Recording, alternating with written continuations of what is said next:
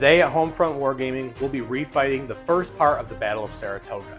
September 19th, 1777, a clash between the British and Continental soldiers is about to take place. We'll be fighting this battle today using my completed Risk Pieces army on an 8x4 foot table, using the rules Live Free or Die, made available by Little Wars TV. For the British side, we have a combined group of 3 full line regiments under the command of General Burgoyne, and then we have a small cavalry detachment. Burgoyne himself has 6 command points and 3 stars.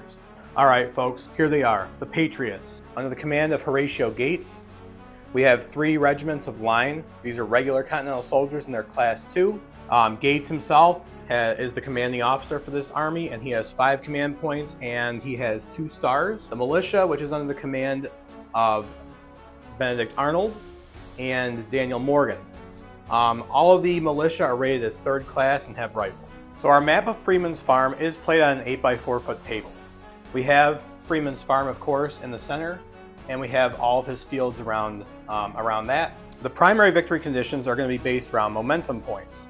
So starting turn 3 and at the end of each turn, the British will earn 1 momentum point if they hold Freeman's farm clearing uncontested, and the Americans will earn 1 momentum point if the clearing is contested. But there is a secondary victory condition, of course. So the alternative, which is a flank breakthrough. So if any formed unit from either side exits the board via the enemy's rear edge, that side will win an automatic major victory. So they both have to prioritize enough units to get them in there and take that space. We are playing Freeman's Farm today solo for the simple fact that I'm alone. And I don't have a gaming club that I normally play with. I just play with my family and that's about it. I've chosen the rule set of Live Free or Die simply because of the fact that it is a great rule set to play solo, because it's very dice heavy. You're literally rolling dice to see if you have extra command points. You're rolling dice for your shooting, for your charges, for the fate of your leaders, for everything. Now, I've played many solo games and I don't create any bias. I want to try to see if I can do the best possible moves for both sides. The British win the initiative and I deploy them within 2 feet from the table's edge. I deployed most of the infantry and artillery towards the center and the skirmishers and cavalry on the flanks. Round 1 is uneventful as both sides move in towards the farm. End of round 1, the British are in Freeman's farm, they're on the field. The Continental soldiers are moving in. Round 2 begins with the British securing the farmhouse, moving their cavalry on the right and positioning cannons on the hill overlooking the farm. The Continental skirmishers have reached the fields while I position the heavy artillery on a hill adjacent and continue to move up the regulars. Alright, we're going into round 3. At the end of this round is when we're going to start looking for those momentum points from either side. We're going to have our first shooting phases of the game, so let's go ahead and see what kind of destruction happens right now when the 2 sides finally clash in combat. The British Jaegers on the right are forced back by a close charge from the Continental militia, who are trying for the flank breakthrough, and the Continental regulars are close enough for shooting. Because this has a set number of rounds, there are a large number of charges in close combat. Very bloody stuff. The British cavalry rush in to hit the Continental regulars on the flanks, and we are hit hard with closing fire. The right flank is becoming a deadly mess, with the British holding out and raking the Patriots with volley fire.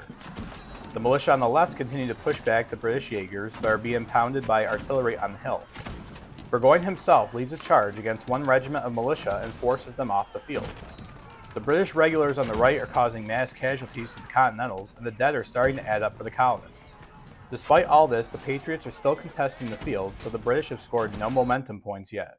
Alright, here's the situational update for the end of round 5. As it stands right now, the Continental soldiers still have 2 momentum points, the British have 0. These guys over here, we're getting close to it, but they have been held up by the Jaegers, so at this point I'm not sure they'll make it off the table to get that breakthrough. The British are pretty much holding firm here. There has been a lot of American casualties.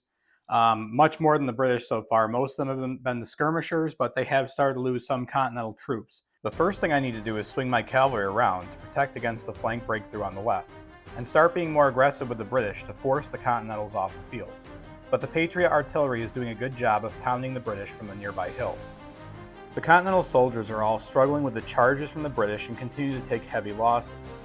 Despite all this, their resolve is stronger than ever as they continue to charge in against the Brits. On the left flank, the Jaegers are finally destroyed, opening up a gap for the militia flank breakthrough, but the British cavalry will attempt to block their path. The Continental regulars on the right are starting to become stretched thin and still taking heavy losses. The militia, under Benedict Arnold, engaged the British cavalry on the left as they are the last barrier to the flank, and the regulars on the right, though surrounded, continually charged the British lines. Rifle fire from nearby militia forced the British out of the field and back into the woods, and Gates is starting to push the British back. Over on the left, Arnold's militia have taken some losses and he must roll on the leader fate table. He rolls several ones and so he is hit. He then rolls a 4, which equals a light wound. Historically, Arnold was wounded, but in the Second Battle of Saratoga. The losses are beginning to add up for both sides, and Gates continues his advance as he pushes the British regulars back. Arnold's unit on the left continues to be charged by the British cavalry, but is able to force retreat, giving them an opening for the flank once again. Back at the farm, Burgoyne's regiment begin to pour heavy fire upon the Continentals in an attempt to push them off the field. And on the left, Arnold's unit loses another stand from the cavalry and is forced back. Arnold rolls for fate and receives another light wound, knocking his stars down to 1. But this will end up being the last effort of the British this game. Alright, so our Battle of Freeman's Farm has reached a conclusion, which is that it is a major victory for the Continental Army. They were able to score 5 momentum points because they never fully gave up the field. The British definitely killed more Continentals than they did of the British, but it didn't matter in the end. No flank breakouts.